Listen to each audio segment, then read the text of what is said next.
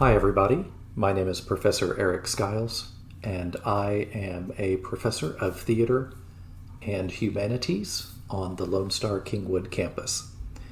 I am here to do a quick video tutorial on how to navigate a course in D2L, and specifically this will be the Humanities Course 1301, Early Global Cultures. At this point, I know you are familiar with how to log in, but I will just take you through the steps. We can open any browser. I prefer Firefox at home, and I even have my home page set to opening D2L. This is a slightly faster route than going through My Lone Star and doing all the clicks. So in this case, type into your address bar d2l.lonestar.edu. It will take you to this page. And if you look right below the big login and secure login is a tiny underlined alternate login. If you click that, it will ask you to enter your credentials, your username and password, and then it will take you directly into D2L. In this case, my browser has remembered my username and password. So this is the D2L landing pad for Lone Star College. You will not see the same selections across the top because I am faculty and you are a student, but you will see all of your courses in this area. In this case, you notice you have an option to see all your courses and just your pinned courses, and in this case I only have the summer 2024 courses pinned. So you should only see one humanities course, so go ahead and click on that, and that will take us to the course homepage. Now, once again, across the top here, you will see some different choices. I can go up here on the faculty side and make myself a student, and that will more closely represent what you see. Notice that content is the very first link in the upper left of the course. Now, because the information hasn't been released to you yet, I will go ahead and bring myself back into faculty mode by Xing out of the student preview mode. So once again, we do have content link, and go ahead and select it. And now you see the course has changed. We have a left-hand menu, and on the right hand we have the main information. Now, please be advised that on a tablet and on a phone, this is going to look just a little bit different. So the first thing I'm going to ask you to do is find the Start Here module, and that is where you will start here. If you click on it, in this case it was already loaded, but we can confirm. Across the top, we're in the Start Here module. There's a graphic that shows you that we're in the Start Here module, and then below it you see pages. Welcome to the course, navigating the course, which is this video, getting the textbook, so I'm going to click on it. There is the textbook information, and you can also use these buttons to go forward and backwards inside any lesson, and the right arrow will take you to the next page. A little bit of faster navigation process. Here is the Meet Your Professor page. If you choose to read that, you are welcome to it. And then there is the, as soon as D2L loads, contact information. This is very important for me. I simply need a little bit of emergency contact information from you, an email that is outside of Lone Star that you might check more frequently, and an emergency contact number for you, not your mother's number in case I needed to contact her, but I need your phone number so that I can contact you in case of emergency. As we all know, we've had a lot of weather events in the last month, a lot of power outages in different situations, and the best we can stay in contact with each other, the more successful we will be. So please fill out that information on that Google form. The next page will be a chance to introduce yourself. You just click this button, start a new thread. Go ahead and tell us some interesting things about you, and please, if your beliefs allow, go ahead and include a picture using the attachment feature. Send a photo of yourself, or maybe of your fur babies, maybe of your family, but make sure if there's more than one human in the picture that you identify yourself. Next up, we have the syllabus for the course, and you can scroll through that. You're welcome to download it or to print it, but the electronic copy will always be available. And then we have the syllabus quiz. Once you have the syllabus in front of you, you can go to this will say begin quiz instead of quiz setup. You can take this unlimited times in the first few days of the course. You have to wait 10 minutes between tries. You can see what you got wrong on a previous try. Try to take it enough times to get a perfect score. Each lesson will have a Getting Ahead page, and that will tell you what is coming next. All right, I'm going back to our table of contents using our breadcrumbs up here. Goes back to that very familiar look of the left-hand menu and the right-hand information. There's your course syllabus. This is a very handy module for help. It not only has campus and resource guides, academic support, bookstore information, etc., but it also has videos on how to access the course and navigate, complete a lesson, submit an assignment, post to a discussion board, access and complete a quiz, access a completed quiz, and the collaborative project. You don't have to worry about the collaborative project because we do not have it this summer.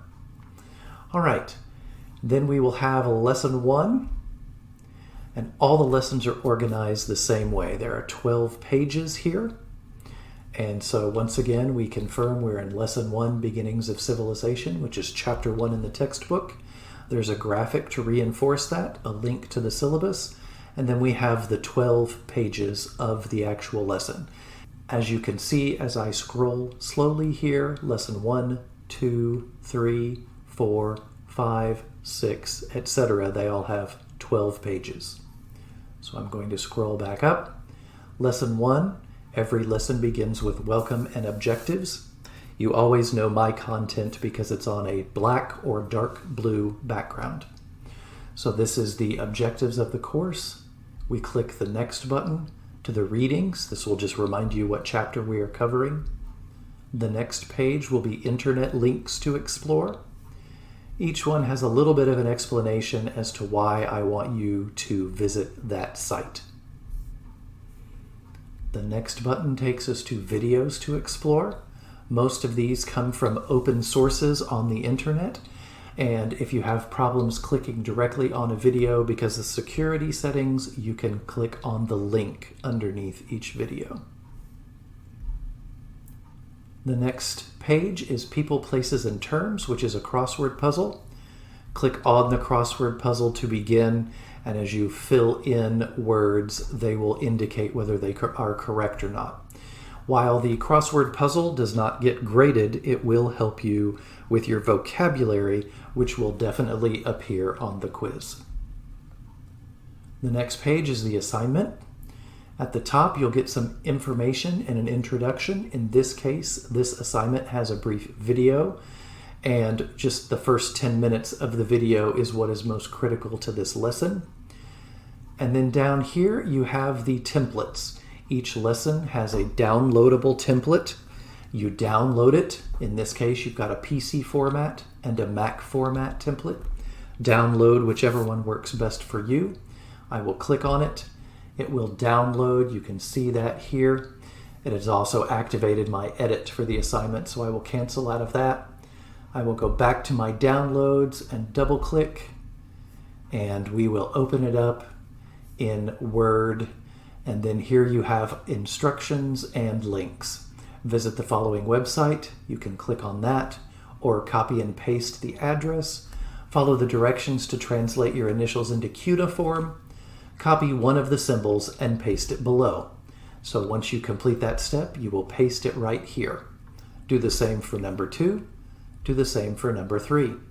Now number 4 asks you to write something. Compare the construction methods, materials used, and complexity of each system of writing listed above.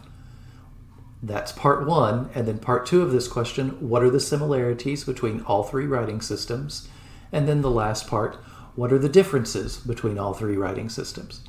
And then finally, do some quick research on the meaning history of your name. That's called etymology.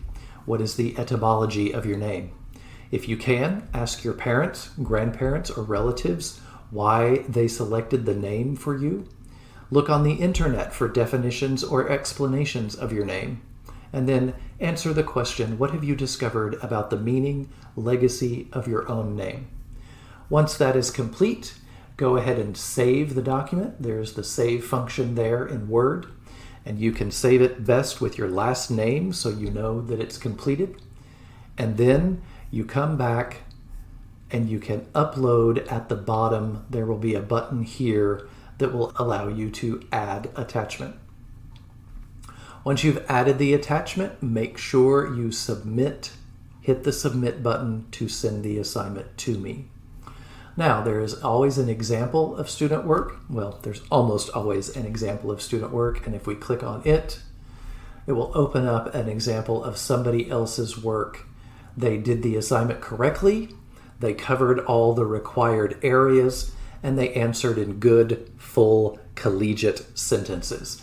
And of course, their big slash across each page. Do not copy this, please. This is somebody else's work, and you don't want to plagiarize.